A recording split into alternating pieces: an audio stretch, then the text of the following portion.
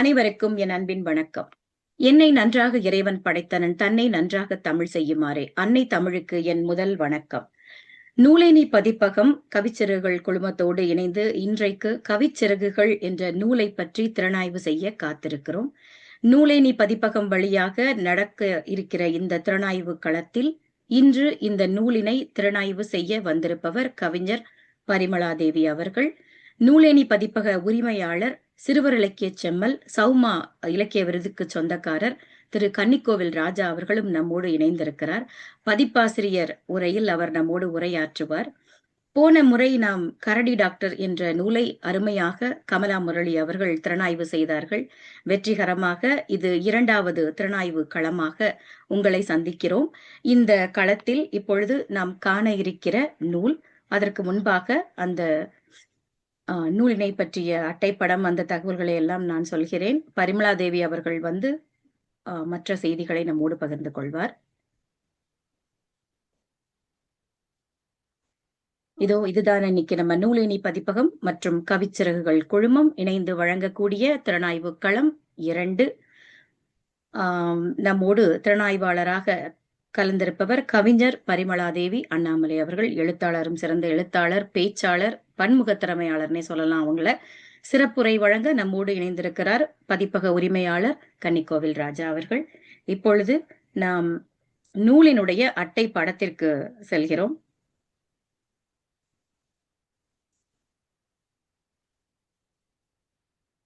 வருதுங்களா கவிச்சிறகுகள் நூல்? வந்துருச்சா? இதுதான் மிகச் சிறப்பான ஒரு வடிவமைப்பு. அதற்கு கன்னிக்கோவில் ராஜா அவர்களுக்கு என் நெஞ்சார்ந்த நன்றியை சொல்லிக் கொள்கிறேன். முதல்ல நான் அந்த கவிச்சிறகுகளை பத்தி ஒரு விஷயம் சொல்லியே ஆகணும்.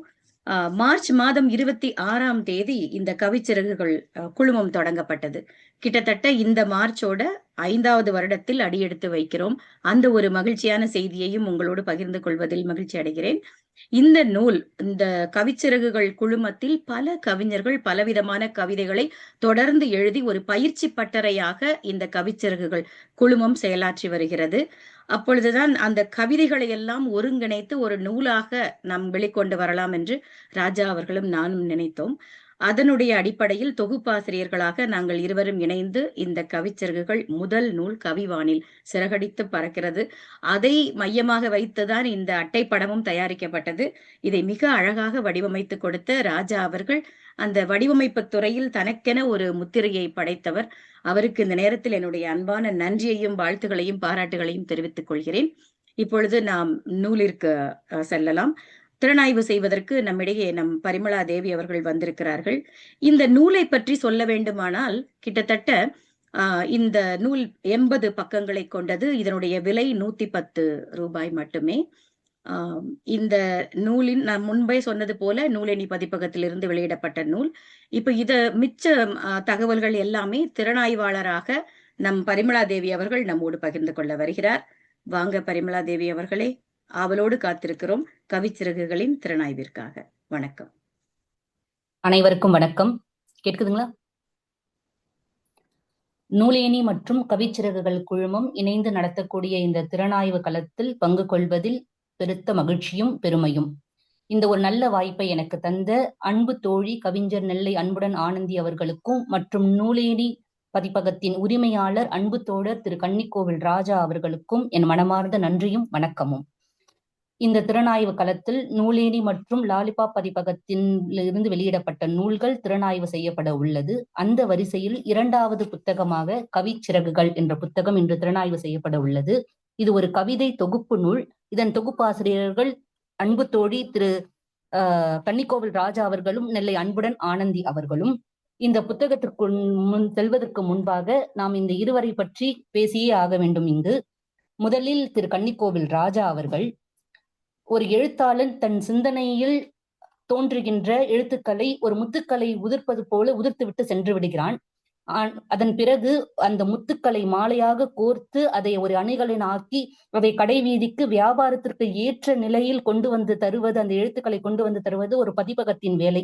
அப்படிப்பட்ட ஒரு அரும் பணியை மிக நேர்த்தியாக செவ்வனே செய்து வரும் திரு அன்பு தோழர் கன்னிக்கோவில் ராஜா அவர்களுக்கு என் மனமார்ந்த நன்றி. அடுத்து நம்ம நெல்லை அன்புடன் ஆனந்தி தோழி அவர்களுக்கு வருவோம். இந்த முத்துக்கள் ஒரு இடத்துல குவியலா இருக்கு அப்படின்னும் போது அதை எடுத்து மாலையா கோக்கிறது கொஞ்சம் எளிதான வேலை. ஆனால் இங்கே சிப்பிகளும் அதை அவர்கள் உற்பத்தி செய்கின்ற முத்துக்களும் ஒளிந்து உருண்டு ஓடி ஒவ்வொரு கண்டங்களில் ஒவ்வொருவராக இருக்கிறார்கள். அப்படிப்பட்ட அந்த சிப்பிகளையும் அந்த முத்துக்களையும் கண்டுபிடித்து அதை சேகரித்து தோழரிடம் ஒப்படைக்கும் ஒரு அரும் பணியை அன்புடன் தோழி அவர்கள், ஆனந்தி தோழி அவர்கள் மிக இரவு பகல் நேரம் பார்க்காமல் மிக செவ்வனே செய்து வருகிறார். அவர்களுக்கும் என் மனமார்ந்த நன்றி. அடுத்து நாம் இந்த கவிதைகளை, இந்த முத்துக்களை உற்பத்தி செய்கின்ற சிப்பிகளுக்கு போவோம். சிப்பிகளை பற்றி சொல்லும் பொழுது ஒரு சுவாரஸ்யமான தகவலை நாம் தெரிந்து கொள்வோம். சிப்பிகள் என்ன பண்ணும்னா அதோட வாயை திறந்து வச்சுக்கும். வெளியிருந்து ஏதாவது ஒரு புறப்பொருள் அந்த வாய் வழியா உள்ள போகுதுன்னு வச்சுக்கோங்களேன். அது ஒரு மழை துளியாவும் இருக்கலாம், அல்லது ஒரு மண் துகளா எதை வேணா இருக்கலாம். அது என்ன பண்ணுன்னா புறப்பொருளை ஒன்றா திரட்டி அதை உருளை வடிவத்துக்கு கொண்டு வந்து அதுக்கு மேல் அந்த உருளையின் மேல் தன்னுடைய வேதியியல் நிகழ்ச்சிகளை நிகழ்த்தி அதை ஒரு மேல ஒரு வண்ணம் பூசி அதை முத்தா நமக்கு தரும். அதே போலவே இங்கு கவிஞர்களும் தனது அறிவு கண்களையும் அறிவு காதுகளையும் திறந்து வைத்து வெளியிருந்து படித்த செய்திகளையும் புத்தகங்களையும் அவர்களுக்கு தெரிந்த செய்திகளையும் ஒன்றாக உள்வாங்கி அதை திரட்டி அதை தன் பாங்கில் ஒரு வேதியியல் பூச்சு போல அது முத்துக்களாக வெளியிடுகிறார்கள், கவிதைகளாக வெளியிடுகிறார்கள். அப்படி திறம்பட கவிதைகளை தந்த கவிஞர் பெருமக்களுக்கும் என் மனமார்ந்த நன்றிகள். இப்பொழுது நாம் திறனாய்வு களத்திற்குள் போகுவோம். முதல் கவிதையாக இந்த புத்தகத்தின் திறனாய்வுக்குள் செல்வோம். இந்த புத்தகத்தில் 40 தனிப்பட்ட கவிஞர்கள் தன்னுடைய கவிதைகளை தந்திருக்கிறார்கள். முதல் கவிதையாக திரு கன்னிக்கோவில் ராஜா அவர்கள் எழுதிய முன்னத்தி ஏறு அப்படிங்கிற தலைப்புல எழுதியிருக்காரு இந்த கவிதையை. மிக அருமையான வரிகள், முரண்பாடான கருத்துக்களை வச்சு ஒரு சமூக சிந்தனையை சொல்லியிருக்கிறாரு. மழை வளம் குறையும் பொழுதெல்லாம் மண் காய்கிறது, மரம் காய்கிறது, ஆனால் விவசாயியின் கண்கள் மட்டும் குளமாக ஆகிறது என்று ஒரு முரணான கருத்தை வைத்து ஒரு சமூக சிந்தனையை மிக அழகாக சொல்லியிருக்கிறார்.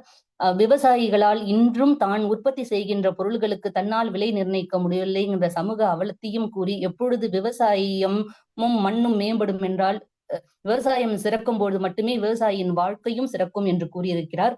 அடுத்து கவிஞர் நெல்லை அன்புடன் ஆனந்தி தோழி அவர்கள் எதற்கும் அஞ்சா எரிமலைகள்ங்கிற தலைப்புல எழுதியிருக்காங்க. இந்த உலகத்துல நிறைய பலவிதப்பட்ட மனிதர்கள் இருப்பாங்க. நம்ம கிட்டயே முன்ன ஒண்ணு பேசுவாங்க, பின்ன ஒண்ணு பேசுவாங்க. நமக்கே ஒரு துயர சம்பவம் என்னும் போது நமக்கு ஆறுதல் சொல்ற மாதிரி சொல்லி அது குத்தி காட்டுற மாதிரி இருக்கும். அப்படிப்பட்ட இந்த இருண்ட சமூகத்திலையும் இன்றும் மனிதனையும் உயிர்ப்புடன் இருக்கிறது. அந்த உயிர்ப்புடன் இருக்கிறதால் மட்டுமே சக உயிராக தன் உயிரை போல் சக உயிர்களையும் நினைக்க முடிகிறது. எந்த ஒரு துன்பம் வந்தாலும் அதை எளிதில் கடந்து விட முடிகிறது அப்படின்னு சொல்லிட்டு வாழ்க்கையை நம்ம எளிமையா எடுத்துக்கிட்டு போகும்போது அது எளிமையா போகும். வாழ்க்கையில எல்லாத்துக்கும் உணர்ச்சி வசப்பட்டோம்னா மேலும் மேலும் அந்த வாழ்க்கை கடினமாகத்தான் ஆகும் என்று சமூக சிந்தனையையும் வாழ்க்கை தத்துவங்களையும் மிக அழகாக சொல்லியிருக்கிறார். அடுத்து கவிஞர் பூங்கொடி அவர்கள் மனிதம் தேடி அப்படிங்கிற தலைப்புல எழுதியிருக்காங்க. என்ன சொல்லியிருக்காங்கன்னா அவங்களுடைய கவிதையில ரொம்ப அவசரமான உலகமா போயிடுச்சு இது. நமக்கு பக்கத்து வீட்டுல இருக்கவங்களை யாருன்னு தெரியல. நம்ம ஒரு திருமணத்துக்கு கூட ஒரு நாளைக்கு ஒரு 2 மணி நேரத்துக்கு மேல நம்மளால செலவு பண்ண முடியல. ஆனா அந்த அவசரமான உலகத்துல கூட ஒரு விபத்துல அடிபட்டவங்களை மருத்துவமனைக்கு கொண்டு போய் சேர்க்கிறதோ இல்லையோ, இல்ல ஒரு அனாதை இல்லத்துக்கு ஆதரவு கரம் நீட்டுறதுலயோ இன்னமும் மனிதநேயம் இன்றும் சிறப்புடன் தழை தோங்குகிறது அப்படிங்கிற அவங்களுடைய கருத்துக்களை முன்வைக்கிறாங்க. அடுத்து கவிஞர் சாரதா பிரியா மறந்து போகுமா மனிதநேயம் அப்படிங்கிற தலைப்புல எழுதியிருக்காங்க. என்ன சொல்றாங்கன்னா ரொம்ப அழகான வரிகள். மனிதநேயங்கிறது ஒண்ணும் இல்லைங்க. ஒருத்தர் நமக்கு பரிச்சயமே இல்லாத ஒருத்தருடைய கண்ணு கலங்கும் போது அதை பார்த்து முன்னே நமக்குமே தானாகவே நம்ம கண்கள் கசங்கும் இல்லையா? அதுதான் மனிதநேயம். அந்த அன்பும் கருணையும் மட்டும்தான் மனிதநேயம் அப்படின்னு சொல்லிட்டு ரொம்ப அழகா அவங்களுடைய கருத்துக்களை இந்த கவிதையில சொல்லியிருக்காங்க. அடுத்து கவிஞர் சுரேஷ் பாரதி மறந்து போகா மனிதநேயம் அப்படிங்கிற தலைப்புல அவரும் எழுதியிருக்காரு. ஒரு வித்தியாசமான கோணத்துல தன்னுடைய கருத்துக்களை முன்வைக்கிறாரு. அறச்செயல்களை செய்யறது மனிதநேயம் என்றாலும் எது மனிதநேயம்னு அவருடைய பார்வையில பாத்தீங்கன்னா, எங்கோ எவராச்சும் ஒரு தொண்டு பண்றாங்கன்னா அதை நம்ம வீட்டுல இருந்துகிட்டே இதை இப்படி பண்ணியிருந்தா இன்னும் சிறப்பா இருந்திருக்கும்னு இந்த கருத்துக்களும் தெரிவிக்காம இருக்கிறதே ஒரு பெரிய மனிதநேயம் உள்ள ஒரு அறச்செயல். அதே மாதிரி அந்த அறச்செயல் பண்றவங்களும் ஒரு தொண்டு பண்றவங்களும் தான் பண்ணேன்னு அதை ஒரு விளம்பரதாரர் நிகழ்ச்சி போல மாத்தாம ஏதோ நம்மளால முடிஞ்சதை பண்ணும் அப்படிங்கறது பண்றதே ஒரு பெரிய மனிதநேயம் அப்படின்னு சொல்லியிருக்காங்க. அடுத்து கவிஞர் பூங்கொடி அவங்களும் மறந்து போகா மனிதநேயம் அப்படிங்கிற தலைப்புல கவிதையை தந்திருக்கிறாங்க. என்ன சொல்றாங்கன்னா, ரொம்ப பெரிய தொண்டு பண்ணணும்னு இல்ல. நம்மளால முடிஞ்சத பண்ணா அதுவுமே வந்து மனித நேயத்துக்குள்ள சேரும். உதாரணத்துக்கு ஒரு அறுவை சிகிச்சை நடக்குது. நம்மளால வந்து அதுக்கு ரத்தம் தர முடியலன்னா கூட, இந்த வகையுமே ரத்தம் தேவைப்படுதுன்னு நம்ம ஒரு குழுவுல பகிர்றோம்னா, அதுவே ஒரு மனித நேயம் மிக்கதுதான். ஒரு பேருந்துல உட்கார்ந்துட்டு போறோம். நம்மளால எந்திரிச்சு ஒருத்தவங்களுக்கு இருக்கை தர முடியல. ஆனா நின்னுட்டு இருக்கவங்க கிட்ட இருந்து உங்க சுமைய கொஞ்ச நேரம் குடுங்க. அத நான் வாங்கி வச்சுக்கிறேன் அப்படின்னு சொல்லிட்டு, நம்மளால முடிஞ்சத செய்யறதே ஒரு பெரிய மனித நேயம் மிக்க செயல் தான் அப்படின்னு சொல்லி எழுதியிருக்காங்க. அடுத்து கவிஞர் அருப்புக்கோட்டை செல்வம். அவர் வந்து கடவுள் தந்த வரம் அப்படிங்கிற தலைப்புல எழுதியிருக்காரு. மிக அருமையா. அவர் கடவுள் தந்த வரமா இங்க பார்க்கிறது வந்து மரம். மரத்துடைய மரங்களின் பாதுகாப்பை பற்றியும் ஒரு வரி ரொம்ப அழகா அந்த கவிதையில படிக்க வேண்டிய வரி நம்ம. தாய்மை உள்ளம் கொண்ட மரம் அப்படின்னு எழுதியிருக்காரு. ஒரு தாய் எப்படி தனக்குன்னு எதையுமே வைத்துக் கொள்ளாமல் அனைத்தையும் தன் குழந்தைக்கு தந்து விடுவாளோ, அதே போன்று மரமும் தனக்கென்று எதுவும் வைத்துக் கொள்ளாமல் இந்த மனித குலத்திற்கும், பறவைக்கும், விலங்குக்கும் தன்னால் இயன்றதை எல்லாம் தந்து விடுகிறது அப்படின்னு அதை ஒப்பிட்டு ரொம்ப அழகான கருத்துக்களை அந்த கவிதையில எழுதியிருக்காரு. அடுத்து கவிஞர் புலவர் வாசுதேவன் அவர்கள் காற்றின் மொழி அப்படிங்கிற தலைப்புல தன்னுடைய கவிதையை தந்திருக்காரு. அவர் என்ன சொல்றாருன்னா, கடந்த கால நினைவுகள் மட்டுமே நிகழ்கால வாழ்க்கையை ரொம்ப அழகா நடத்திக்கிட்டு போகும். எப்பயும் பெரியவங்க கூட சொல்லுவாங்க, கடந்து வந்த பாதைய வந்து மறக்கக்கூடாது. அது ஏன்னா, நம்மள தவறுகள் பண்ண விடாம அது நம்மள பார்த்துக்கும். நம்ம இப்படி இருந்து வந்தோம். நம்ம எந்த இடத்துக்கும் தப்பா போயிடக்கூடாதுன்னு சொல்லிட்டு, அது மாரி அவரு கடந்த கால நினைவுகள் தான் ஒரு உந்து சக்தியா வந்து நிகழ்கால வாழ்க்கைய எடுத்துக்கிட்டு போகுதுன்னு தன்னுடைய கவிதையில சொல்லியிருக்காரு. அடுத்து கவிஞர் வாஞ்சி கோவிந்த் அவர்கள் காலத்தின் கடிகாரம் அப்படிங்கிற தலைப்புல எழுதியிருக்காரு. மிக அருமையான கவிதை. படிக்க வேண்டிய கவிதை. அந்த கவிதையிலிருந்து ஒரு 4 வரிகள் சொல்றேன். இடைவிடாது கேட்கிறது டிக் டிக் டிக் சத்தம். அடுத்த வினாடியின் மரணத்தை மனிதனுக்கு உணர்த்துகிற அப்படின்னு இருக்காரு. ரொம்ப ஒரு மறைந்த ஒரு மறைப்பொருள் இருக்கு. சிறந்த மறைப்பொருள் இருக்கு இந்த கவிதையில. எந்த வினாடி வேண்டுமென்றாலும் மனிதனை மரணம் ஆட்கொள்ளும். அப்படி ஒரு சிறிய வாழ்க்கையில யுத்தங்கள் இன்றி, போர்கள் இன்றி இந்த வாழ்க்கையை ரொம்ப அழகாகவும், ஆரோக்கியமாகவும், ஆனந்தமாகவும் வாழ வேண்டும்னு ஒரு மறைப்பொருளையும் அவருடைய கவிதையில உள்ள வச்சு நமக்கு இந்த கவிதையை தந்திருக்காரு. அடுத்து கவிஞர் ராஜி வாஞ்சி அவர்கள் வீழும் மழை அப்படிங்கிற தலைப்புல அவங்களுடைய கவிதையை தந்திருக்காங்க. எப்பவுமே நம்ம ஒரு பேரிடர் காலத்துல பாத்தீங்கன்னா, பெரும்பாலும் நம்ம இயற்கையை ரொம்ப நொந்துப்போம். என்ன ஒரு கோரத்தாண்டவம், எத்தனை அழிவு, ஏன் இந்த இயற்கை இப்படி பண்ணுது அப்படின்னு நம்ம வந்து நினைப்போம். ஆனா அவங்க அவருடைய பார்வையில என்ன சொல்றாங்கன்னா, அப்படி ஒரு தாய் உள்ளம் இல்லாத ஒரு இயற்கை கிடையாது. ஒரு ஒரு அடைமழை நேரத்துல ஒரு பறவை வந்து ஒரு மரத்துல உட்கார்ந்தா கூட, அந்த மரம் தன்னால் இயன்றவரை தன்னுடைய கிளைகளையும், இலைகளையும் விரித்து அதை ஒரு குடை போல் விரித்து அந்த பறவையை பாதுகாக்கும். நாம் இயற்கையை பாதுகாக்கும் பொழுது, இயற்கையும் தாய் உள்ளம் கொண்டு நம்மை பாதுகாக்கும். இயற்கையின் பாதுகாப்பு அவசியம் அப்படின்னு சொல்லிட்டு அவங்களுடைய கவிதையில சொல்லியிருக்காங்க. அடுத்த கவிஞர் பன்னீர் செல்வம் அவர்கள் தேன்சிட்டு அப்படிங்கிற தலைப்புல எழுதியிருக்காங்க. சிட்டுக்குருவியோடைய அழகை ரொம்ப மிக அழகாக அவர் சொல்லி இருக்கிறாரு. அடுத்து கவிஞர் பிரேம் சுரேஷ் அப்படிங்கிறவரு அம்மாங்கிற தலைப்புல எழுதியிருக்காங்க. ஒரு காலி பாத்திரம் இருந்தாலும் அம்மா ரொம்ப நேரம் சாப்பிட்டுக்கிட்டே இருக்க மாதிரி நடிப்பாங்கன்னு ரொம்ப அருமையான ஒரு கவிதை எழுதியிருக்காரு. ரொம்ப படிக்க வேண்டிய ஒரு வரி அந்த கவிதையில. சொற்களின் குப்பையில் ஊமை கதாபாத்திரம் அம்மா. அம்மாக்கு மட்டும்தான் தெரியும். ஒரு குடும்பத்துல ஒரு பிரச்சனை நடக்கும்போது இந்த இடத்துல பேசலாமா, பேசக்கூடாதுன்னு. அம்மாவின் மௌனம் மட்டுமே சில குடும்பங்களை இன்றும் இழுத்து செல்கிறது அப்படிங்கிற ஒரு கருத்தை வந்து முன்வைக்கிறாரு. அடுத்து கவிஞர் செந்தில் குமரன். அவரும் அன்னைக்கு அப்படிங்கிற தலைப்புல ஒரு அன்னைக்கு கடிதம் எழுதுவது போல தன் கவிதையை வந்து தந்திருக்காரு. பாய்கின்ற வெள்ளம் போல் துன்பம் வரினும் நீ போராடி வென்றிடுவாய் அப்படின்னு எழுதியிருக்காரு. எத்தனை உண்மையான வார்த்தைகள் பாருங்க. எவ்வளவு பெரிய துயரம் வந்தாலும் இதுவும் கடந்து போகும், இதுவும் கடந்து போகும். நீ பாட்டு உன் வேலையை பார்த்துட்டே இருன்னு நமக்கு ஒரு ஊக்க வார்த்தைகளை கொடுத்து நம்மள அடுத்த கட்டத்துக்கு எடுத்துட்டு போறது சொல்றது அம்மாதான். அடுத்து கவிஞர் பெரணமல்லூர் சேகரன் அவர்கள் கண்ணெதிரில் அப்படிங்கிற தலைப்புல எழுதியிருக்காரு. ரொம்ப அருமையான கவிதை. கல்வியை வந்து கல்வி ஒன்றே ஏழ்மையை மாற்றக்கூடியது இந்த சமூகத்துலன்னு கல்வியுடைய முக்கியத்துவத்தை பறைசாற்றுற மாதிரி ஒரு கவிதை. மிக அருமையான கவிதை. அடுத்து கவிஞர் சித்ரா பாலன் அவர்கள் காணாத காதல் அப்படிங்கிற தலைப்புல ஒரு முதிர்ந்த காதலோடைய வலிமை எத்தகையது அப்படின்னு எத்தனை காலங்கள் கடந்தாலும் அதில் காதல் குறைவதே இல்லை அப்படின்னு ஒரு முதிர்ந்த காதலோடைய அருமையை நமக்கு சொல்லியிருக்காங்க. அடுத்து கவிஞர் ராஜேஸ்வரி ஜானகிராமன் ஆனந்த பாரம் அப்படிங்கிற தலைப்புல எழுதியிருக்காங்க. ஒரு அம்மாவை குறிப்பிட்டு எழுதியிருக்காங்க. ஒரு தாய்க்கு எவ்வளவுதான் சுமை இருந்தாலும் ஒரு கருவுற்று இருக்கிற நேரத்துல அவளால தூங்க முடியாது, சாப்பிட முடியாது, உட்கார முடியாது, நிக்க முடியாது. ஆனாலும் இது எதையுமே அந்த தாய் சுமையாக கருதுவதே இல்லை. அதை அவள் ஆனந்தமாகவே சுமைக்கிறாள் அப்படின்னு சொல்லிட்டு அதை முன்னிறுத்தி எழுதியிருக்காங்க. அடுத்து கவிஞர் சாய்வேணி தந்தையின் கைரேகை. அவங்க அம்மாவை பத்தி சொன்னா இவங்க அப்பாவை பத்தி சொல்லியிருக்காங்க. ஒரு தந்தையின் அன்பையும் அவசியத்தையும் அவருடைய உழைத்து உழைத்து அவருடைய காய்த்து போன அவரது கைகளையும் அந்த கைகள்ல அந்த ரேகைகள் தடித்து போனதையும் ரொம்ப அழகா அவங்க வந்து அந்த கவிதையில சொல்லியிருக்காங்க. படிக்க வேண்டிய கவிதை. அடுத்து கவிஞர் கலைவாணி அவர்கள் தருவின் பரிவு. இங்கேயும் தருங்கிற பொருள்ல மரத்தை தான் சொல்லி இருக்கிறாங்க இந்த கவிஞரும். மரத்துடைய பாதுகாப்பை பற்றியும் அது மற்ற உயிரினங்களுக்கு மரம் செய்யும் நன்மையும் பற்றியும் நமக்கு அதை குறிப்பிட்டிருக்காங்க. அடுத்து கவிஞர் விஜய சாமுண்டீஸ்வரி அன்னை இல்லத்தின் ஒளி விளக்கு அப்படின்ற தலைப்புல எழுதியிருக்காங்க. ஒரு அன்னையுடைய சிறப்பை பற்றி பறைசாற்றி எழுதியிருக்காங்க. ஓடும் நதியின் வேகம் போல் நீ ஓடியும் உழைப்பாயே அப்படின்னு சொல்லிட்டு எழுதியிருக்காங்க.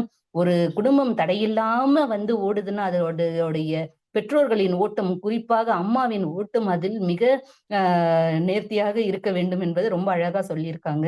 அடுத்து கவிஞர் இளையவன் சிவா அவர்கள் தாயுமானவனே அப்படிங்கிற தலைப்புல எழுதியிருக்காரு. ஒரு அப்பாவுடைய அன்பையும் ஆறுதலையும் அவர் எழுதியிருக்காரு. உன்னுடைய நிழலில் நான் நிற்பதால் எனக்கு வெயில் தெரியவில்லைன்னு என்ன ஒரு சிறந்த முதிர்ந்த சிந்தனை பாருங்க. வாழ்க்கையில நான் ஒவ்வொரு வாட்டி தாண்டும் போதும் என்ன பள்ளத்துல விழவிடாம நீங்க தான் பாலமா இருக்கிறீங்க அப்படின்னு சொல்லிட்டு ஒரு அப்பாவுடைய அவசியத்தை பத்தி ரொம்ப அழகா எழுதியிருக்காரு. அடுத்து கவிஞர் காதம்பரி அப்படிங்கிறவங்க அங்கீகாரம் பற்றி எழுதியிருக்காங்க. அங்கீகாரம்ன்ற தலைப்புல எழுதியிருக்காங்க. அவங்களும் ஒரு முதிர்ந்த காதலோடைய மகிமை எத்தகையது. ஒரு முதிர்ந்த காதலை நம்ம எடுத்துக்கிட்டு பார்க்கும்போது அந்த நேரத்துல பெருமையான ஒரு தேக ஆரோக்கியம் இருக்காது. ஒரு நம்ம தேக கட்டுன்னு சொல்ற மாதிரி ஒரு தோற்றத்துல ஒரு கம்பீரம் இருக்காது. ஆனா ஒருவர் கையை ஒருவர் புடிச்சுக்கிட்டு நடக்கும் போது அந்த அந்த பிடிமானத்துல இருக்க நம்பிக்கை வேறு எந்த இது நேரத்திலயும் நமக்கு வராது அப்படின்னு சொல்லிட்டு ஒரு முதிர்ந்த காதலை பத்தி சிறப்பா சொல்லியிருக்காங்க அவங்க. அடுத்து கவிஞர் சேகர் வெங்கடாச்சலம் அவர்கள் கனவுகள் மெய்ப்பட வேண்டும் அப்படிங்கிற தலைப்புல எழுதியிருக்காரு. இது ஒரு சிறுவர்களுக்கான கவிதை, சிறுவர்கள் படிக்க வேண்டிய கவிதை இது. கனவு காணுங்கள், கனவு மட்டுமே ஒரு உந்து சக்தியாக நம்மை வாழ்க்கையின் அடுத்த கட்டத்திற்கு எடுத்து செல்லும். கனவை நீங்கள் கைப்பிடித்து வாழ்க்கையை வெல்லுங்கள், எதை கைவிட்டாலும் கனவை கைவிடாதீர்கள் என்று ஒரு நம்ம அப்துல் கலாம் ஐயா சொன்ன மாதிரி கனவுதான் நம்மளுடைய லட்சியத்தை நிறைவேற்றத்துக்கு ஒரு ஒரு உந்து சக்தியா இருக்கும் அப்படிங்கிற தலைப்பு அந்த கருத்துல எழுதியிருக்காரு. அடுத்து கவிஞர் முனைவர் சந்திரமோகன் ரத்தினம் ஐயா அவர் உழவுக்கு வந்தனை செய்வோம் அப்படிங்கிற தலைப்புல எழுதியிருக்காரு. விவசாயத்தோடைய முக்கியத்துவத்தை பற்றியும் ஒரு பணம் வச்சுக்கிட்டு ஒரு இறைப்பை நிறைஞ்சிடாது அப்படிங்கிற ஒரு எவ்வளவு பணம் இருந்தாலும் உணவு இல்லைன்னா ஒண்ணும் பண்ண முடியாதுங்கிற ஒரு அருமையான கருத்தை முன்வைக்கிறாரு. அடுத்து கவிஞர் சபீனா முத்துச்சிரிப்பு அப்படிங்கிற தலைப்புல எழுதியிருக்காங்க. இன்முகம் வாழ்க்கையில எவ்வளோ ஒரு அவசியமான ஒண்ணு. ஒரு புன்சிரிப்பு போதும், ஒரு பெரிய துன்பங்களை மௌனமாக கடந்து விட முடியும் அப்படிங்கிற ஒரு அருமையான கருத்தை சொல்லியிருக்காங்க. அடுத்து கவிஞர் அன்சல்யா அப்படிங்கிறவங்க இறக்கை இல்லாமல் அப்படிங்கிறவங்க ஒரு சிறு பருவத்தோடைய மகிழ்ச்சிங்கிறது அவனுக்கு எந்த சிறகுமே வேணாம், ஆனா அவன் மனசு வானத்துல பறக்கும் அப்படின்னு சொல்லிட்டு ரெக்கை இல்லாமல் அப்படிங்கிற ஒரு தலைப்புல ரொம்ப அழகா தன்னுடைய கவிதையை தந்திருக்காங்க. கவிஞர் பிரபா ஆனந்த் அவர்கள் ராஜகுமாரன் அப்படிங்கிற தலைப்புல இந்த புத்தகத்துல எழுதியிருக்காரு. அவரும் சிறு பருவத்தை பற்றியும் அது ஒரு கனவுல பறக்கிற ஒரு பருவம், அந்த சிறு பருவம். அதுல ராஜகுமாரன்னா அவனே ராஜா, அவனே மந்திரி, அவனுடைய கட்டுக்க கொண்டு வரத்துக்கு யாருமே இல்ல அங்க அப்படிங்கிற மாதிரி அந்த சிறு பருவத்தோடைய மகிழ்ச்சியும் ஆனந்தத்தையும் பத்தி ரொம்ப அழகா சொல்லியிருக்காங்க. அடுத்து கவிஞர் விஸ்வநாதன் ஜோதிமணி அப்படிங்கிறவரு தேய்ந்த சக்கரம் அப்படிங்கிற தலைப்புல எழுதியிருக்காரு. ஒரு சிறு பருவத்துல நம்மளுடைய சிறு பருவத்துல இருக்கும் போதே நம்ம விளையாடிய விளையாட்டுகளும் இப்ப இருக்க தலைமுறையினர் குழந்தைகள் விளையாடுகிற விளையாட்டுக்கும் ஒரு எவ்வளவு பெரிய மாற்றம் இருக்குது. இப்ப இருக்க அலைபேசியிலேயே தன்னுடைய காலத்தை எல்லா குழந்தைங்களும் கழிக்கிறாங்க. ஒரு ஒரு ஆரோக்கியமான ஒரு அறிவு சார்ந்து எந்த விளையாட்டுமே இப்ப இல்லை அப்படிங்கறத முன் வச்சு எழுதியிருக்காரு. அடுத்து கவிஞர் ஷீலா போ கார்த்திக் பயணம்ங்கிற தலைப்புல எழுதியிருக்காங்க. இந்த வாழ்க்கை இப்ப அறிவு சார்ந்து சமூகமாக இது மாறிவிட்டது. நீங்கள் உங்கள் அறிவை வளர்த்து கொள்ளும் போது மட்டும்தான் இந்த மானுடம் அதை வெல்லும் அப்படின்னு சொல்லிட்டு, வாழ்க்கையை வெல்ல முடியும்னு சொல்லிட்டு நம்ம நம்மள நிறைய விஷயங்களை நம்ம தெரிஞ்சு நம்மளுடைய வாழ்க்கையை மேம்படுத்திக்கணும் அப்படிங்கிற கருத்தை சொல்லியிருக்காங்க. அடுத்து கவிஞர் கமலா பார்த்த சாரதி பிள்ளை பருவம் அப்படின்னு சொல்லிட்டு அவங்களும் சிறு பருவம் பற்றி எழுதியிருக்கிறார். வாழ்க்கையோடைய சொர்க்கமான வயது அந்த சிறு பருவம் மட்டும்தான் அப்படின்னு சொல்லிட்டு அவங்க குறிப்பிட்டிருக்கிறாங்க. அடுத்து கவிஞர் நடராஜன் அவரும் மீண்டும் வருமாங்கிற தலைப்புல அதே சிறு பருவத்தை பத்தி அதோடைய ஆனந்தத்தை பத்தியும், அது ஒரு தடவை நம்ம கடந்து போயிடுச்சுன்னா அது நமக்கு திருப்பியும் வராது, மீண்டும் வராது, இருக்கும் பொழுதே அதை ஆனந்தமாக நாம் கொண்டாட வேண்டும்னு அந்த கருத்தை சொல்லியிருக்காரு. அடுத்து கவிஞர் வேலாயுதம் அவர்கள் ஊஞ்சலாடும் உறவுகள் அப்படிங்கிற தலைப்புல அவருடைய கவிதையை தந்திருக்காரு இந்த புத்தகத்துல. எந்திரத்தனமான வாழ்க்கையா போயிடுச்சு, வெறும் பணம் தான் எல்லாங்கிற மாதிரி ஒரு வாழ்க்கை ஆயிடுச்சு. இதுக்கு நடுவுல நம்ம உறவுகளை நம்ம தேடி போறதே இல்லை, அப்படி கிடையாது. உறவுகள் வாழ்க்கையின் அத்தனை அவசியமான வேர்களாக நிற்கும். ஒரு மரத்திற்கு ஒரு வேர்களை போல உறவுகள். அதனால உறவுகளை பேணி பாதுகாக்க வேண்டும்ங்கிற கருத்தை முன்னிறுத்தி அவரு இந்த கவிதையை தந்திருக்காரு. அடுத்து கவிஞர் உமா ராமலிங்கம் அவர்கள் மனித நேயம் அப்படிங்கிற தலைப்புல தன்னுடைய கவிதையை தந்திருக்காங்க. நிறைய சமூக அவலங்களை பத்தி எழுதியிருக்காங்க இந்த கவிதையில. ஒரு ஒரு சிறப்பு வாய்ந்த வரி என்னன்னு பாத்தீங்கன்னா, நீதி கண்கள் மூடியதால் நிம்மதி இங்கு குலைகிறதே அப்படின்னு எழுதியிருக்காங்க. இதை இரு பொருள்ல நம்ம பார்க்கலாம். ஒண்ணு, நீதி இங்க இல்லாமையே போயிடுச்சு, நீதி கண்களை மூடிடுச்சு, அதனால நமக்கு இங்க நிம்மதி இல்லை அப்படின்ற ஒரு ஒரு பொருள் எடுத்துக்கலாம். இன்னொரு பொருள் நீதி தேவதையுடைய கண்கள் மூடி இருக்கு. அது எதுக்கு மூடி இருக்குன்னா, பாரபட்சம் இல்லாம நீதி தரணுங்கிற இதுல மூடி இருக்கு.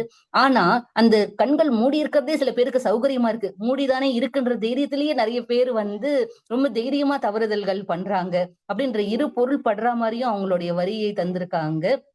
அடுத்த கவிஞர் சிவராமன் அவர்கள் புதிய பாதை நீயே அமைத்தாய்னு ஒரு தந்தையின் அன்பையும் அவருடைய வழிகாட்டுதலையும் ஆதரவையும் பற்றி சொல்லி இருக்கிறார்.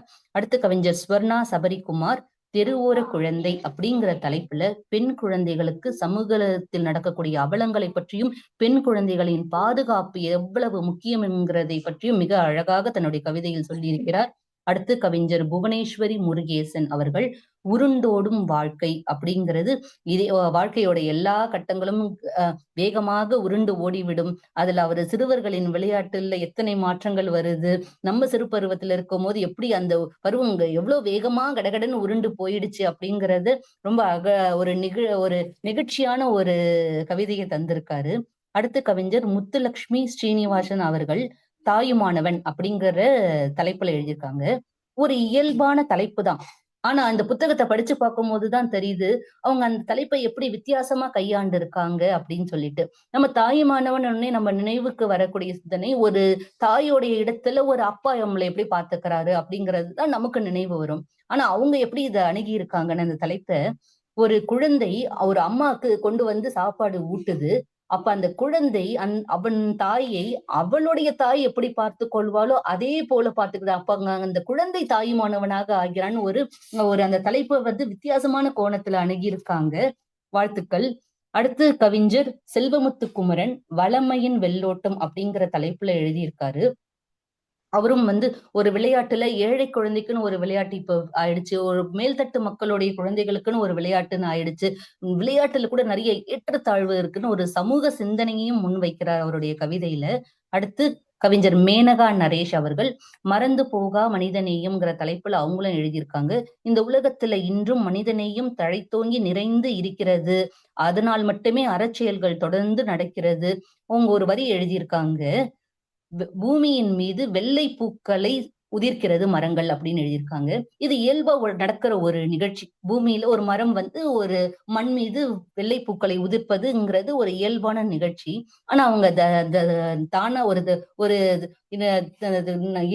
இயற்கையா நடக்கிற ஒரு நிகழ்ச்சியின் மேல அவங்களை எப்படி கற்பனையை ஏத்தி அதை சொல்றாங்கன்னா, இந்த உலகத்துல மனிதநேயம் நிறைந்து இருக்கிறது, அதனால் சமாதானமாக இருக்கிறது, அதனால் சமாதான சின்னமாக விளங்கக்கூடிய வெள்ளை பூக்களை மரங்கள் நித்தம் நித்தம் பூமியின் மீது உதிர்க்கிறதுன்னு சொல்லிட்டு ஒரு இயற்கையுடைய தன்னுடைய கற்பனை வளத்தையும் ஏத்தி அவங்க ஒரு முதிர்ந்த சிந்தனையில கொண்டு வந்திருக்கிறாங்க. அடுத்து கவிஞர் பரிமலா தேவி நான் எழுதிய கவிதை இது. பூமி தாய் அப்படிங்கிற தலைப்புல நான் இந்த கவிதையை தந்திருக்கேன். பூமியின் பாதுகாப்பை பற்றியும் பூமியை நம்ம அடுத்த தலைமுறையினருக்கு எவ்வளவு ஒரு சிறந்த பொறுப்புடன் பேணி காத்து நம்ம தர வேண்டும் அப்படிங்கிற ஒரு கருத்தை வலியுறுத்தி எழுதிய கவிதை அது. அடுத்த கவிஞர் முனைவர் பாலநேத்திரம் அவர்கள் உத்தம தாய் அப்படிங்கிற தலைப்புல எழுதியிருக்காரு. ஒரு கணவனால் கைவிடப்பட்ட அல்லது கணவனை இழந்த ஒரு இளம்பெண் எத்தனை பாடுபட்டு தன் குழந்தைகளையும் தன் குடும்பத்தையும் முன்னேற்றுகிறாள். அப்படிப்பட்ட ஒரு இளம் பெண்ணுக்கு இந்த சமூகம் எவ்வளவு பாதுகாப்பை தர வேண்டும் அப்படிங்கிற ஒரு பெண்களுக்கான, அதுவும் இளம் பெண்களுக்கான இத மாதிரி ஒரு தனிப்பட்ட ஆளா நின்னு குடும்பத்தை முன்னேற்றுற பெண்களுக்கு இந்த சமூகம் எந்த வகையிலாவது உதவி செய்யலைன்னா கூட பரவாயில்ல, எந்த கேடும் எந்த துன்பமும் விளைவிக்காமல் இருப்பதே ஒரு பெரிய பொறுப்பு இந்த சமூகத்துக்கு இருக்கு அப்படின்னு ரொம்ப அழகா தன்னுடைய கவிதையை சொல்லியிருக்காரு. அடுத்து இறுதி கவிஞராக கவிஞர் செந்தில்குமார் பழனிசாமி காலம் அப்படிங்கிற தலைப்புல எழுதியிருக்காரு. காலம் ஒரு மனிதனுடைய வாழ்வியலை எப்படி நிர்ணயிக்கிறது, இந்த பொறுத்தார் பூமி ஆழ்வார் சொல்லுவாங்க. நம்ம பொறுமையா இருந்தா எப்படிப்பட்ட ஒரு பெரிய காயங்களும் அந்த காலம் ஆற்றிவிடும் அப்படின்னு சொல்லிட்டு ஒரு கருத்து. காலத்தை நம்மளால வெல்ல முடியாது, காலத்தை நம்மளால நம்ம கையில எடுத்துக்க முடியாது, அது அது விதிவசம் இருக்கிறது. ஆனால் அந்த காலத்தின் ஊடே பயணித்து நம்மளுடைய கரையை நம்மளால அடைந்து விட முடியும் அப்படின்னு ரொம்ப அழகா சொல்லியிருக்காரு. ஆஹ் இந்த 40 கவிதைகளையும் என்னால் முடிந்தவரை இங்கு சொல்லியிருக்கிறேன். இந்த புத்தகம் இப்படி ஒரு கருத்து ஆழமிக்க கவிநயம் நிறைந்த சமூக அவலங்களை சொல்கிற, வாழ்க்கை தத்துவங்களை பறைசாற்றுகிற, மனிதனின் ஆற்ற வேண்டிய பொறுப்புகளை சொல்கிற ஒரு சிறந்த கவி புத்தகம். இதை நீங்களும் வாசிக்கும் போது நேர சிக்கனத்தின் காரணமாக நான் சொல்ல நினைத்து தவறவிட்ட கருத்துக்களும் அல்லது என் அறிவுக்கு புலப்படாத கருத்துக்களும் நீங்கள் கற்று தெளிவதற்கு ஏதுவாக இருக்கும். இந்த புத்தகத்தை படித்து கருத்துக்களை நாமும் உணர்ந்து நம் புதல்வர்களுக்கும் கொண்டு சேர்ப்போம் என்று கூறி வாய்ப்பளித்தமைக்கு நன்றி பாராட்டி விடைபெறுகிறேன். நன்றி, வணக்கம். ஒரு காட்டாற்று வெள்ளத்தை திறந்து விட்டா மடை திறந்த வெள்ளம்னு பேச்சாளர்களை சொல்வதுண்டு.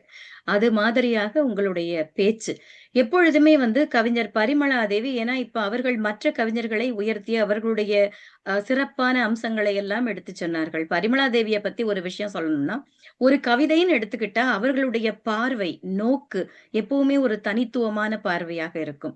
அதை எப்பொழுதுமே நான் பார்த்து வியந்திருக்கிறேன். ஏன்னா அவர்களுடைய நோக்கம் எல்லாமே நம்ம சாதாரணமா ஒரு தலைப்பு கொடுத்தா இவங்க இப்படி எழுதுவாங்க, இப்படி எழுதலாம் அப்படி சொல்லி ஒரு 4-5 ஒரு வகைகள்ல நமக்கு ஒரு எண்ணம் தோன்றும். ஆனா அந்த 4 இது இருக்கும், அந்த கட்டத்துக்குள்ளேயே அவங்க கவிதை அடங்காது. அப்படி ஒரு வித்தியாசமான ஒரு பார்வையாக அவர்களுடைய கவிதை இருக்கும். தொடர்ந்து கிட்டத்தட்ட 5 வருடங்களாக என்னோடு பயணித்து வரும் அன்பு தோழி பரிமளாதேவி அவர்களுக்கு என் நெஞ்சார்ந்த வாழ்த்துக்கள். ஒரு கவிஞர், எழுத்தாளர், பேச்சாளர், இப்பொழுது அதை தாண்டி இப்பொழுது திறனாய்வாளராகவும் இந்த நிகழ்ச்சியிலிருந்து ஒரு புதிய அவதாரம் எடுத்திருக்கிறார்.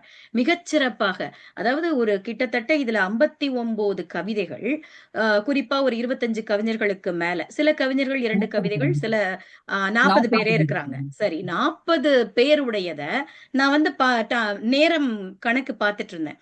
சரியாக 20 நிமிடத்திற்குள்ள முடிச்சிட்டாங்க. அது அந்த நேர காப்பை கடைபிடித்தல் என்பதே ஒரு பெரிய விடயம். அதை மிகச் சிறப்பாக செஞ்சீங்க. இந்த நிகழ்ச்சியை கேட்கிற இந்த கவிச்சிறகுகளில் பங்கேற்ற அத்தனை கவிகளுக்கும் மனம் நிறைவாக இருக்கும். நீங்கள் பார்த்த கோணம், நீங்கள் ரசித்த இடங்கள், இதையெல்லாம் சுட்டிக்காட்டி மிகச் சிறப்பாக உங்களுடைய திறனாய்வு அமைந்திருந்தது. என்னுடைய அன்பும் வாழ்த்தும் தோழி, வாழ்த்துக்கள். இப்பொழுது பதிப்பாசிரியருக்கான நேரம். நம்மோடு தொடர்ந்து, அதாவது ஒரு நூல் ரொம்ப அழகா ஆரம்பத்துல சொன்னீங்க. மாலைகள் முத்துக்கள் அங்கங்கே உதிர்ந்து இருக்கலாம் அல்லது குவிந்து இருக்கலாம்.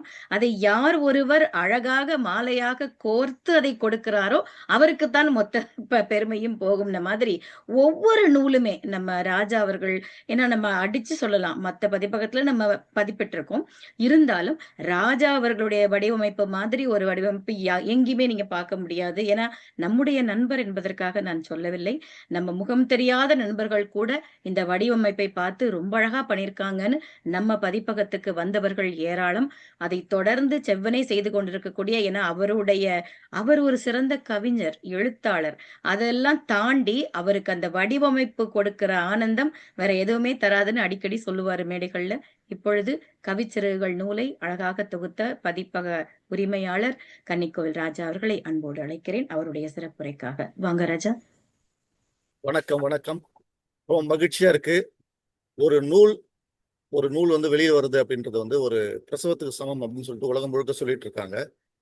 நம்ம எல்லாருமே அந்த பிரசவத்துக்காக போறோம். அதாவது அந்த குழந்தையை பார்க்கக்கூடிய ஆவல் நம்ம எல்லாருமே போறோம்.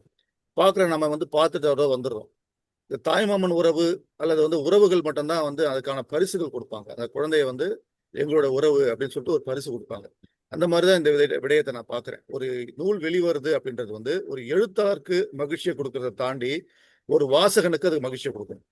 அந்த வாசகன் வந்து அந்த நூலை வந்து தாங்கணும். இந்த நூல் இப்படி எழுதியிருக்காங்களே, இந்த மாதிரி எழுதுன ஒரு நூல் ரொம்ப ரொம்ப சிறப்பா இருக்குன்னு சொல்லிட்டு வாய் வழியாக விளம்பரங்களை கொடுத்துட்டு வருவான் அந்த வாசகன். இப்ப ஹைக்கூல சொல்லுவாங்க, ஹைக்கூ வந்து தன்னோட பயணம் பண்ணக்கூடிய அளவுக்கு தான் அந்த ஹைக்கூ கவிதைகள் இருக்கணும் அப்படின்னு சொல்லுவாங்க. அந்த மாதிரி ஒரு நூலம் வந்து தன் கையில யார் எடுக்கிறாங்களோ அந்த கைகள்ல இருந்து அது கீழே விழவே கூடாது. அவங்க அதை எடுத்து முடிக்கிற வரைக்கும் அது கூடவே இருக்கணும் அப்படின்னு நினைக்கிறது தான் நூலோட வேலையா இருக்கணும். அந்த விதத்துல இந்த கவிச்சிறகுகள் வந்து பொதுவாக வந்து தொகுப்பு நூலா இருக்கு. தொகுப்பு நூல் அப்படின்றது என்னன்னு சொன்னீங்கன்னா எல்லாமே சேர்ந்த கலவை. ஒன்று இனிப்பா இருக்கும், ஒன்று புளிப்பா இருக்கும், ஒன்று கசப்பா இருக்கும், ஒன்று துவர்ப்பா இருக்கும். ஆனா எல்லாமே உடலுக்கு தேவையானதுதான். அதை நம்ம வந்து தனித்தனியா பிரிச்சு எடுக்கக்கூடாது. அந்த விதத்துல ஒவ்வொரு கவிஞரை பற்றியும் அவங்களுடைய பாடுபொருள் என்ன பாடுபொருள் சொல்லியிருக்காங்க அப்படின்றத பற்றியும் என்ன சொல்லுவாங்கன்னா இப்போ இந்த ரீல்ஸ்னு ஒன்று வருது இல்லையா, அந்த மாதிரி அந்த செகண்ட்ஸ்க்குள்ள 30 செகண்டுக்குள்ள ஒரு கவிஞரை சொல்லக்கூடிய ஒரு ஆற்றல் இந்த பிரேமலா தேவி அவர்களுக்கு உண்டு நிரூபிச்சிருக்காங்க. உண்மையிலே பாராட்டுக்குரியது. ஏன்னா ஒரு கவிஞருடைய பெயர், அந்த கவிஞருடைய பெயர் நம்மளுடைய மூளைக்கு போகிறதுக்குள்ளவே அந்த கவிஞர் என்ன எழுதியிருக்காரு அப்படின்றதையும் அவங்க வந்து உடனே கொண்டு வராங்க. அது இரட்டை மாட்டு வண்டின்னு சொல்லுவாங்க. இந்த மாடுகள் வந்து சமமா இருக்கணும், சமமா ஓடணும், இல்லைன்னா வந்து வண்டி கவிழ்ந்துரும். அந்த மாதிரி ஒரு கவிஞருக்கான பாடுபொருள் இது ரெண்டுத்தையும் எடுத்துக்கிட்டு சிறப்பான அதே சமயத்துல இன்னொன்னு இருக்கு. ஒரு நகைச்சுவையா சொல்லணும்னா ஒரு திரைப்படத்துல கமலஹாசன் சொல்லுவாரு, இங்க வந்து நான் சிவன் வேஷம் போட்டிருக்கேன், இங்க பாம்பு நழுவிட்டே போகுது, இங்க பாம்பு தண்ணி அடிச்சு கொண்டு வரணும், இங்க வந்து இந்த அம்மாவை இடிக்காம உட்காரணும், இந்த காலை நழுவாம போகணும். இந்த மாதிரி 4-5 விடயங்கள் சேர்ந்ததுதான் அந்த காட்சி. அந்த மாதிரி இவங்களுக்கு கொடுக்கப்பட்ட நேரம் வந்து 20 நிமிஷம். அந்த 20 நிமிஷத்துல தொகுப்பாசிரியர்களை சொல்ல வேண்டியிருக்கு, நூலை சொல்ல வேண்டியிருக்கு, நூல்களுக்குள்ள இருக்கிற பாடுபொருளை சொல்ல வேண்டியிருக்கு, பாடுபொருள்கள் எழுதிய கவிஞர்களை சொல்ல வேண்டியிருக்கு.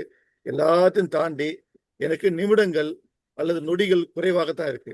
அப்ப நான் இதை சரியா செய்யணும் அப்படின்னா நாம என்ன செய்யணும்னா நம்ம முதல்ல தகவமைச்சுக்கணும். நம்ம தகவமைச்சுக்கிட்டா மட்டும்தான் இந்த மாதிரி 20 நிமிஷத்துல முடிக்க முடியும். அந்த 20 நிமிஷத்துலயும் எந்த ஒரு கவிஞரையும் அதாவது நேரடியா எடுத்தேன் நான் முதல் பக்கத்துல எடுப்பேன். இப்ப எஸ் ராமகிருஷ்ணன் கிட்ட பேசிட்டு இருக்கும்போது ஒரு முறை சொன்னார் அவரு, சில நண்பர்கள் புத்தகத்தை எடுக்கும்போது முதல் பக்கத்துல இருந்து படிக்கிறாங்க, சில பேர் பின்னாடி இருந்து படிக்கிறாங்க, சில பேர் இடையில நடுவுல பிரிச்சு படிக்கிறாங்க. இது என்ன மாதிரியான மனநிலை அப்படின்னு கேட்கும்போது இது அவர் என்ன சொன்னார்னா அதிகபட்சமாக எல்லோருமே பின்னாடி இருந்து தான் படிக்கிறாங்க. இதுதான் வந்து உலகளத்துல இருக்கிற ஒரு விடயம். இன்னொன்னு என்னன்னா பின்னாடி இருந்து படிக்கும்போது கவிதைகள் மட்டும் சொல்றேன், கதைகள் சொல்லல, கவிதைகள் மட்டும். பின்னாடி இருந்து படிக்கும் போது என்ன ஆகுது அப்படின்னா அந்த ஈர்ப்பு அவனுக்கு கிடைக்குது. இப்ப நம்மளே வந்து ஒரு கவிஞராக இருக்கும்போது என்ன நினைக்கிறோம்னா முதல்ல ஒரு 10 பக்கத்துக்கு நல்ல நல்ல கவிதைகளா வச்சு அந்த வாசகர்கள் நம்ம இழுக்கணும். அதே முடிக்கும் போது நல்ல நல்ல கவிதைகள் வைக்கணும். இடையில எந்த வச்சாலும் நமக்கு கவலை இல்லைன்ற ஒரு சில சூழல்லாம் இருக்குது. ஏன்னா நம்ம எழுதுற எல்லா கவிதைகளுமே புத்தகமாக கொண்டு வரணும்னு ஆசைப்படுறோம். அதுல சபலை கவிதைகளும் இருக்கும். அது பதிப்பாளர்களோ இல்ல நண்பர்களோ சொன்னா கூட இல்ல இது நான் வந்து ரொம்ப முக்கியமா எழுதப்பட்ட கவிதை, இது கண்டிப்பா என்னோட நூல்ல இருக்கணும் அப்படின்னு நினைக்கிறதுனால அப்ப என்ன செய்வாங்கன்னா இடையில வச்சிருங்க அப்படின்னு சொல்றதுக்கான காரணம் இதுதான். அப்படி பார்க்க போகும்போது தொகுப்பாசிரியர்களா இருக்கிற நாங்க எப்பவுமே கடைசியில தான் இருக்கணும். அதுதான் வந்து நீதி. ஆனா நீங்க என்ன செஞ்சிட்டீங்க, தொகுப்பாசிரியராக இருக்கிற எங்களை முதல்ல கொண்டு வந்து கவிதைகளை படிச்சுட்டீங்க. முதல் கவிதையாக கவிஞர் கன்னிக்கோயில்ராஜ் அப்படின்னு சொல்லும் போது அப்ப நான் இந்த எஸ் ராமகிருஷ்ணன் சொன்னதை தான் நினைவில் வச்சுக்கிட்டேன். அவங்க வந்து என்ன செய்யறாங்கன்னா அதிகபட்சமாக இடது பக்கத்துல இருந்து எடுக்கிறது, அதாவது கடைசி பக்கத்துல இருந்து வரவங்க தான் வந்து அவங்க படிக்கிறாங்க. நம்ம வந்து என்னதான் கொண்டு போய் கடைசியில வச்சாலும் அவங்க முதல்ல தான் படிக்கிறாங்க அப்படின்றது இந்த இடத்துல நிரூபணம் ஆகுது. அதே மாதிரி இன்னொன்னு என்னன்னா இதுல அதிகபட்சமா இவங்க சொன்னதுல வந்து ஒரு விடயம் முக்கியமானது, மரங்களை காப்பாற்றணும், மண் வளத்தை பார்க்கணும், மழையை நேசிக்கணும். நம்ம எல்லாருமே சொல்லிட்டே இருக்கிறோம், அதை செயல்பாடா செய்யக்கூடிய ஆற்றலை இந்த கவிதைகள் செய்யுது அப்படின்றது தான் நிரூபணம் ஆகுது. இப்ப கூட சமீபத்துல ஒரு விடயம் பார்த்தேன். ஒரு போரை நிறுத்தக்கூடிய ஆற்றல் எதற்கு உண்டு அப்படின்னு ஒரு கேள்வி வந்தது. ஒரு போரை நிறுத்தக்கூடிய ஆற்றல் ஒரு புகைப்பட கலைஞருக்கு உண்டு அப்படின்னு சொன்னாங்க. எனக்கு ஆச்சரியமா இருந்தது. புகைப்பட கலைஞரால எப்படி நிறுத்த முடியும் போருன்னா, முதல்ல ரஷ்யாவை போர்ல வந்து வீடு, மக்கள், குடும்பத்தை இழந்த நிர்வாணமான ஒரு சிறுமியோடைய படம் தான் வந்து உலகத்தையே உழுக்குச்சு. அந்த படத்தை எடுத்த ஒரு கேமராமேன் வந்து அந்த படத்தை வந்து உலகம் முழுக்க ஒளிபரப்புறதுனால தான் அந்த போர் நிறுத்தப்பட்டது. அதே மாதிரி சோமாலியா நாடுகள்ல வந்து உணவு பஞ்சம் ஏற்படும் போது ஒரு குழந்தை வந்து சாப்பாட்டுக்கு வழி இல்லாம ஏதோ கீழே கிடைக்கிறத எடுத்து சாப்பிட போது பின்னாடி ஒரு கழுகு நிக்குது இந்த குழந்தைய சாப்பிட்றதுக்காக.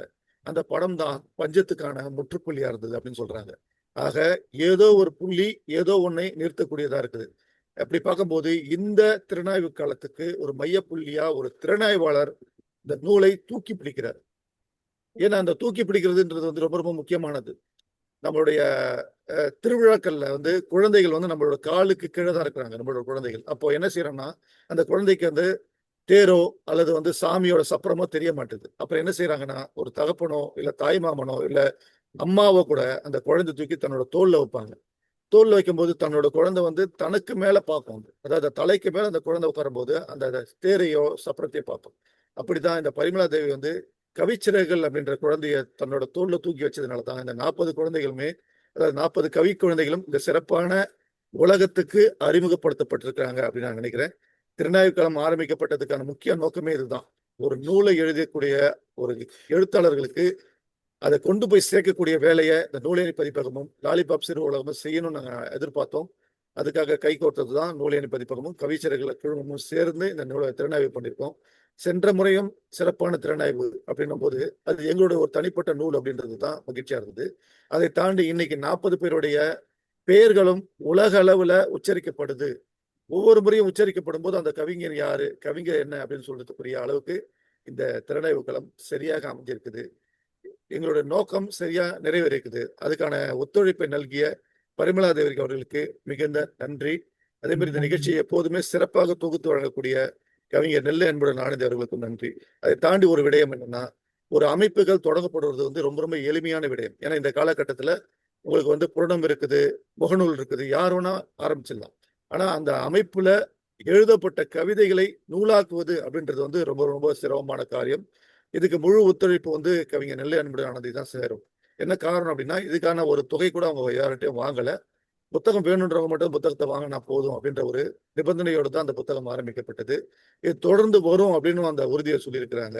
அந்த விதத்துல இந்த அமைப்பு மூலயமா 5 ஆண்டு ஆகுது அப்படின்றதுல வந்து 5 ஆண்டுல முதல் நூலே வந்து இவ்வளவு சிறப்பான நூலா வந்திருக்குது அப்படின்றதுல ரொம்ப மட்டற்ற மகிழ்ச்சி. இந்த நூலை சிறப்பை சிறப்பாக்கிய சிறப்பாளர் அல்லது திறனாய்வாளர் பரிமளா தேவி அவர்களுக்கு மீண்டும் நன்றி சொல்லிக்கிறேன். நன்றி, வணக்கம், மகிழ்ச்சி. மிகச்சிறப்பு, மிகச்சிறப்பு. ஏன்னா இன்னைக்கு களமாடிய நம்முடைய பரிமளா தேவி அவர்கள் மிகச்சிறப்பாக தன்னுடைய பணியை செய்திருக்கிறார். ஏன்னா ஆட்ட களம் நம்ம அமைச்சு கொடுத்துடலாம், ஆடுறது எப்படின்னு சொல்லி கொடுத்துடலாம். ஆனா அதை ஆடுறவங்க கையில தான் இருக்குது ஜெயிக்கிறது. அதுதான் இங்க நடந்திருக்கு. அந்த விதத்தில் இன்னைக்கு பரிமளா தேவி தன்னுடைய அற்புதமான ஒரு திறமையை இன்று வெளிக்காட்டி இருக்கிறார். அதில் எனக்கு மட்டற்ற மகிழ்ச்சி. மிக்க நன்றி. ராஜா அவர்கள் சொன்னதை போல நானும் அதை கவனித்தேன். பொதுவா நாங்க தொகுப்பாசிரியர்களை நாங்க எப்பவுமே கடைசியில போட்டுக்கலாம். முதல்ல நம்ம அதாவது சொல்லுவாங்க இல்லையா, அந்த நூலேணி, அது அடிக்கடி நான் சொல்லக்கூடியது, கவிஞர்களை அந்த நூல்களை ஏணியில் ஏற்றி அழகு பார்க்கக்கூடிய விதமாக அந்த நூலேணி பதிப்பகம்னு அவர் பெயரே வச்சிருக்கிறாரு. எப்பொழுதும் மற்றவர்களை முன்னால் நிறுத்தி அழகு பார்ப்பதில் தான் எங்களுக்கு விருப்பம். அந்த காரணத்துக்காகவே எப்பொழுதுமே தொகுப்பாசிரியர் கவிதை பின்னாடிதான் வைப்போம். நீங்க ஆரம்பிக்கும் பொழுதே பின்னாடி இருந்து ஆரம்பிச்சு எங்க 2 பேர் கவிதையை முதல்ல எடுத்து சொன்னீங்க. மனசுக்கு ரொம்ப மகிழ்ச்சியாக இருந்தது. மிக்க நன்றிமா. மிகச் சிறப்பாக அமைந்திருந்தது. கன்னிக்கோவில் ராஜா அவர்கள் சொன்னது போல கவிச்சிறகுகளில் அடுத்த தொகுப்பு நூல் விரைவில் வரும். அதையும் இந்த நேரத்தில் உறுதியாக சொல்லிக்கொண்டு இந்த நிகழ்ச்சி, அதாவது நம்ம நிறைவுக்கு வந்துட்டோம். அழகான தன்னுடைய சிறப்புரையை தந்து நமக்கு எப்பொழுதும் ஒரு ஆக்கமும் ஊக்கமாக இருக்கக்கூடிய கன்னிக்கோவில் ராஜா அவர்களுக்கும், இன்றைய திறனாய்வாளராக சிறப்பாக களமாடிய பரிமளா தேவி அவர்களுக்கும் என் அன்பையும் நன்றியும் பதிவு செய்து அடுத்தது ஒரு திறனாய்வு களத்தில் மீண்டும் சந்திப்போம். அனைவருக்கும் என் அன்பின் வணக்கம். நன்றி. நன்றி.